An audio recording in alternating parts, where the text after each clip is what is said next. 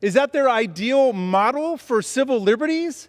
Vladimir Putin, who said that the collapse of the Soviet Union is the greatest catastrophe of the 20th century? Is this Abraham Lincoln's party we're hearing today? Or is it a cult of Donald Trump? I heard Representative Cawthorn, who said, remember that Zelensky is a thug. Remember that the Ukrainian government is incredibly corrupt and it is incredibly evil and has been pushing woke ideologies.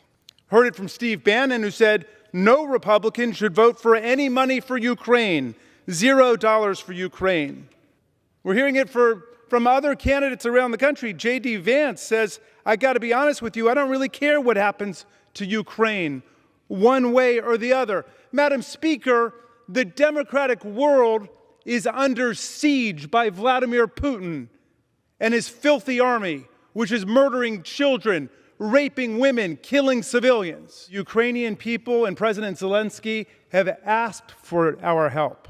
They've asked for these resources, and they need these resources in order to beat back a brutal, bloody, and illegal invasion by Vladimir Putin, who is violating the laws of war on a daily basis. They've killed thousands of civilians. They've killed more than 150 children, murdering them, and his army is raping and killing women, leaving their corpses in the street.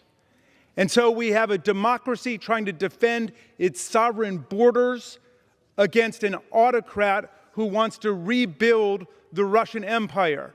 Vladimir Putin, the former chief of the KGB, who said that the greatest catastrophe of the 20th century was the collapse of the Soviet Union.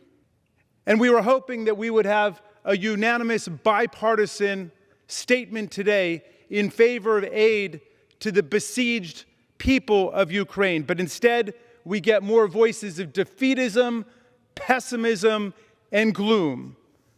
Let's talk about free speech in Russia.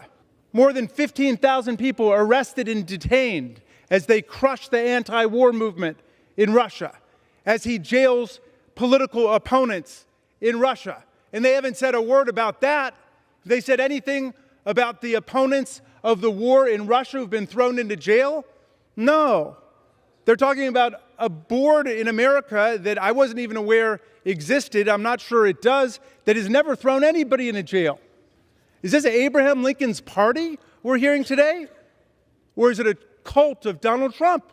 We have to decide which side America is going to be on. The democratic world has risen as one to support the people of Ukraine. And yet, our friends don't seem to want to talk about that.